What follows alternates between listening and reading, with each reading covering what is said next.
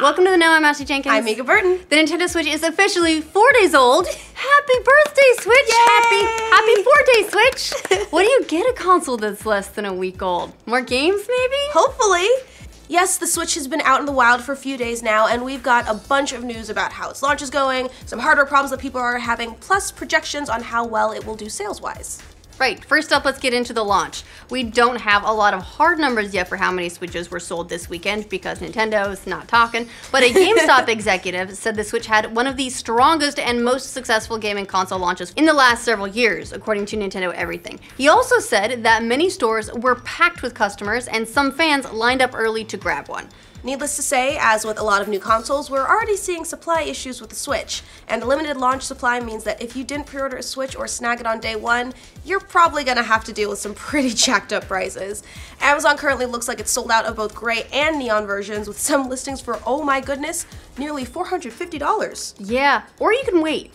The prices are even crazier on eBay, where Switches are listed for as high as $750. It's worth noting that we have seen this for pretty much every launch console that has a lot of hype and limited launch supply. Remember how hard it was to get a Wii when that launched? Yeah, hard. GameRant reports that it could take 2 or 3 weeks for retailers to get another batch of Switches in stock, which is why the secondary market is so crazy right now. Plus, reviews for Zelda Breath of the Wild have been really good, so that's probably increased demand for the Switch. Of course, you can also play Breath of the Wild for the Wii U. That is, if you're one of the 3 people who still owns a Wii U. I am 2 of those people. Yep, I also. So that's, we're the only people in the world that have ones. Wii U's now. The one place where we have gotten some concrete sales numbers for the Switch is in the UK, where it's gotten off to a stronger start than the Wii U, which isn't saying much, but still it's something. GameIndustries.biz reports that the Switch sold around 80,000 units in the UK during its opening weekend, which is about double what the Wii U did during its opening weekend in 2013. Still, it's not as strong as the 3DS's opening weekend when the console sold 113,000 units. And it's nowhere near the PS4 launch of 250,000 consoles, or the Xbox One launch which did 150,000. However, GI.biz said the weekend was a solid performance for the Switch and that most retailers are sold out of the console. It added, retailers tell us they were very happy with the launch and one store even declared Nintendo is back. But this doesn't mean the Switch is guaranteed to be a success. The 3DS had a strong launch weekend and then fell off sharply. Nintendo is hoping that upcoming releases of Mario Kart 8 Deluxe, Splatoon 2, and ARMS will help avoid that.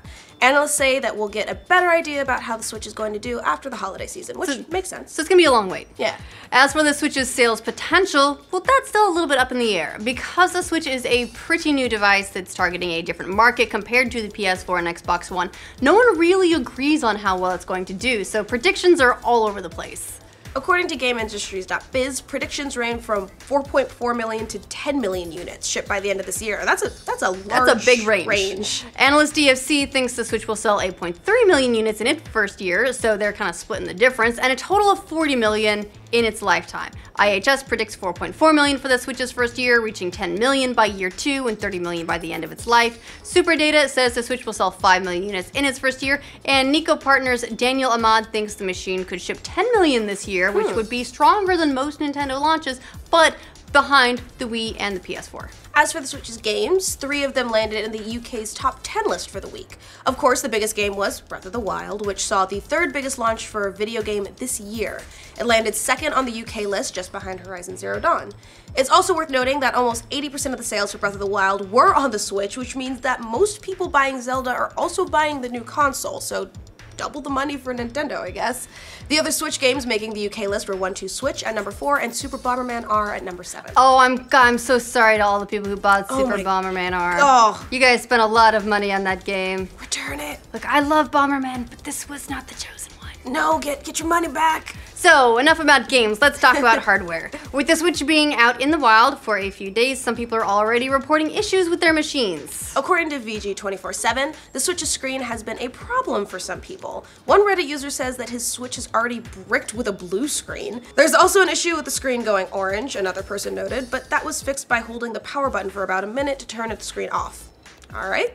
Others have reported that the screen flickers, inverts, and sometimes switches to black and white. None of those are great things. None of those are great things. Other complaints include the screen scratching when it slides into dock mode, which means that you might want to get a screen protector if you're going to be pulling it in and out of the dock. And Gizmodo says that other Switches are shipping with a couple of dead pixels in the screens. Eek. Polygon reports that Switch consoles can't share micro SD cards, which also means that you can't transfer save data across consoles. You can't even transfer it from the Switch onto a micro SD card. So I hope you like the console you're playing it on. Don't break it. Oh yeah. Oh, and there are more reports of the left Joy-Con losing its signal, so yay!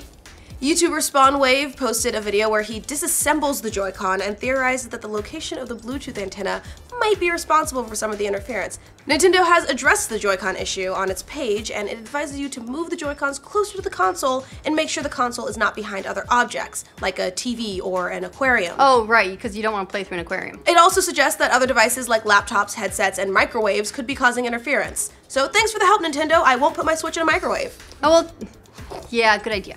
So far, it's hard to tell if any of these Switch complaints are widespread. You know, you get these isolated incidents here and there. The big question will be if a lot of people start getting the dead pixels or inverting screens or orange or blue screens of death.